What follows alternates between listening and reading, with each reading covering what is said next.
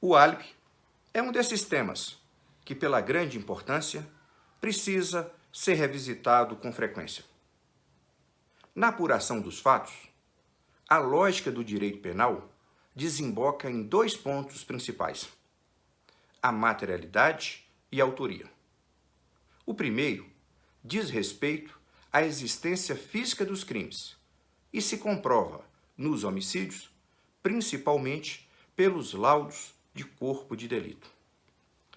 O segundo ponto é o do nexo, ou ligação, que atribui a prática dos crimes a uma ou mais pessoas em particular. O álibi tenta justamente desconstruir essa imputação ou responsabilidade. Somente se ultrapassada esta etapa analítica é que se entrará no campo subjetivo dos fatos, com a avaliação dos motivos que levam aos crimes. Vou ler um artigo de minha autoria sobre o assunto. O elegante senhor Meira ajusta os óculos e tenta tirar proveito da fala de seu cliente. O senhor Vou, meio abatido, parece mergulhado em uma espécie de purgatório particular. Ele fazia de tudo para tornar verossímil sua história. Por coincidência, acreditem ou não, ficou amigo de uma velha rica, a senhorita Emily French, que havia sido assassinada. Para piorar a situação, ele constava como o único herdeiro do testamento que foi feito poucas semanas antes do crime. Que espécie de ligação?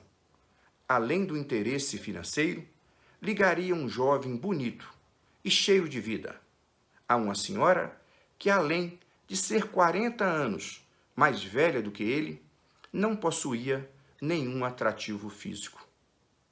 Com um cenário desses, é natural que a polícia o tivesse na conta de seu principal suspeito.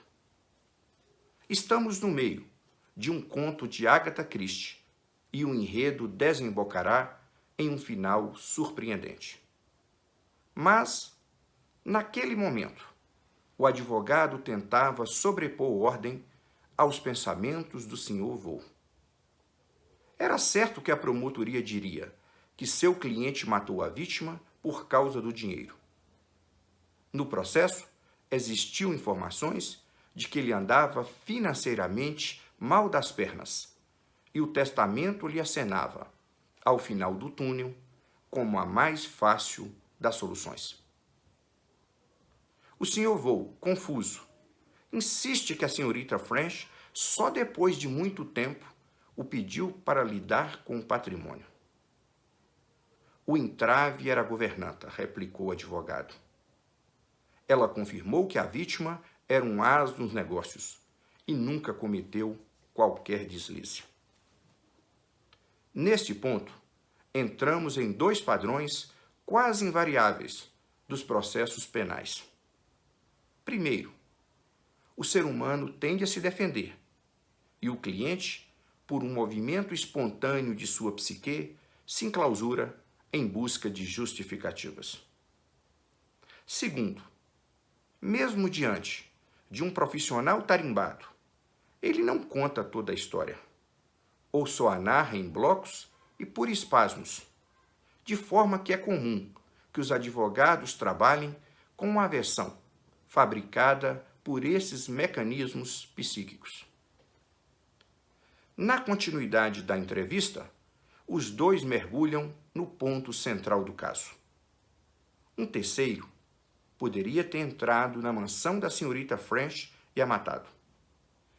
Era preciso abalar as provas contra o Sr. Vou. E nada melhor para isso do que tirá-lo do centro dos holofotes, ou pelo menos direcionar os refletores a outros locais. O sobrinho da senhorita French, Eureka, era isso. Eis o ingrediente que faltava. O sujeitinho era um vigarista de carteirinha e já havia flertado com o dinheiro da velha. Só podia ser ele, disse o acusado, diante de uma ideia que lhe pareceu genial. Mas não se viu nem rastro do gatuno no dia dos fatos. Há muito tempo ele não visitava a tia, ponderou o advogado. A tese de um terceiro na cena do crime foi utilizada no julgamento dos Nardones. A defesa tentou mostrar a possibilidade de alguém ter entrado no edifício Londo na fatídica noite e jogado a vítima do 6º andar. No entanto, a perícia demonstrou a impossibilidade cronológica dessa sugestão. Onde quer que existam processos, o álibi é um dos principais argumentos. Em sua origem, a palavra é formada pela junção de dois termos, ao, outro, e ibe, lugar. É óbvio que se o réu provar que no momento dos fatos estava em lugar diverso do indicado na denúncia, toda acusação cai por terra. Diria sumariamente que existem 3 espécies de álibi. O primeiro é o clássico, que consiste na prova direta de que o acusado não estava na cena do crime. Voltaremos em breve a este ponto e às suas dificuldades. O segundo é um subtipo à brasileira, quando a defesa invoca fatos alheios e não averiguáveis, na tentativa de sobrepor dúvidas ao contexto probatório. O réu, por exemplo, diz que comprou a carga receptada de um sujeito de nome Paulo Marcos, mas que não tem mais informações sobre ele. Esse tipo de argumentação é muito utilizada por políticos acusados de corrupção, peculato e outras infrações contra a administração pública. O terceiro é uma variação sutil. O réu, logo após o crime, volta para casa ou para um local em que possa ser visto por várias pessoas. Como o espaço de tempo é curto e as testemunhas, usualmente, não têm como descrever com precisão o tempo em que os fatos ocorreram, há uma boa chance de o álibi dar certo ali. O advogado alemão Ferdinand von Schirach narra a história de um roubo. O réu e descendente de libaneses, o álibi, subtraiu quase 15 mil euros em uma loja de penhores e logo em seguida correu para casa a fim de forjar a prova de sua inocência. Abre aspas. A vítima chamou a polícia e forneceu uma descrição detalhada do agressor. Quando os policiais invadiram seu apartamento, ele estava sentado no sofá bebendo chá. Vestia uma camisa verde clara, contendo uma inscrição em amarelo vivo, Fossil to Work. Ele não sabia o que significava, mas achava bonito. Os policiais o prenderam. Fecha aspas. No caso, um dos irmãos do réu, de nome Karim, aproveitando-se da circunstância de todos os parentes serem incrivelmente parecidos, passou a acusar o caçula pelo roubo e, em seguida, disse que na semana anterior ao delito, a família foi presenteada com inúmeras camisas, como a encontrada com Alit. Claro que ele, propositadamente, mandou estampar as roupas em uma gráfica.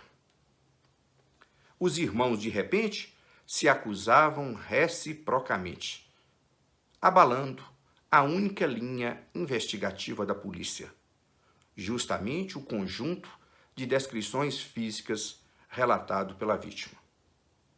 Se todos os irmãos eram parecidíssimos, como condenar com base em um retrato falado?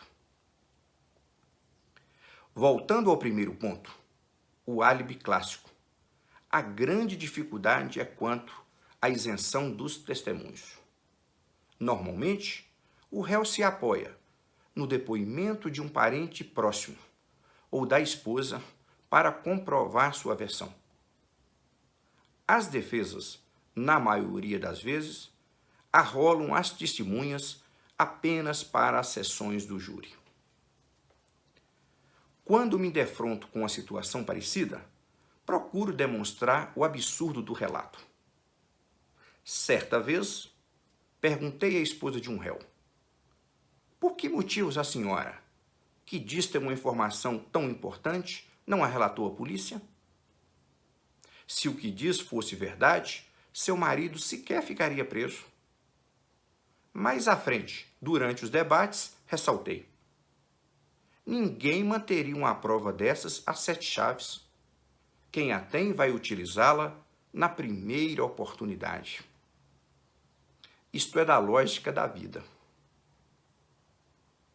Agatha Christie, para dar mais tessitura ao seu álibi, utilizou um enredo engenhoso. A senhora Vaux, numa guinada que até há pouco parecia impossível, resolveu depor contra o marido.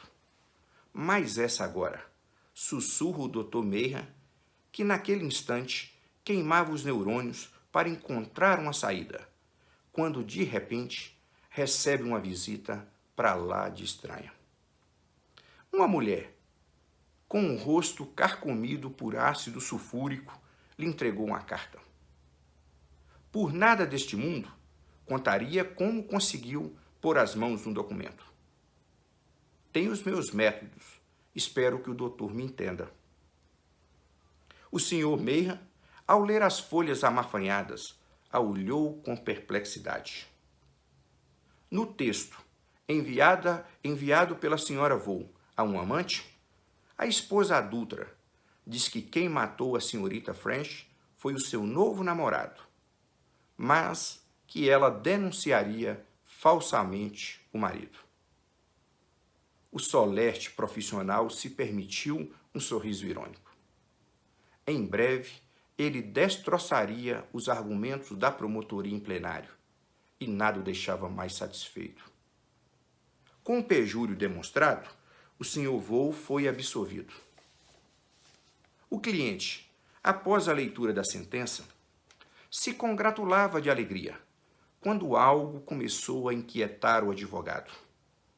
Ele olhou para a Sra. Vaux e, de repente, os seus trejeitos lhe pareceram conhecidos. Será? Mas de onde então? Aí ele coça a cabeça e, num estalo, junta as peças. Sim, a mulher do rosto carcomido e a Sra. Vaux eram a mesmíssima pessoa. Por que fizeram isso? Indagou surpreso. Ora bolas, ninguém acreditaria em um álibi tão óbvio, respondeu a esposa. Precisávamos de um pretexto forte, e nada melhor para isso do que tornar o réu vítima de uma conspiração abjeta. Poderia ter salvo seu marido por outras vias. Sempre acreditei na sua inocência. A senhora não?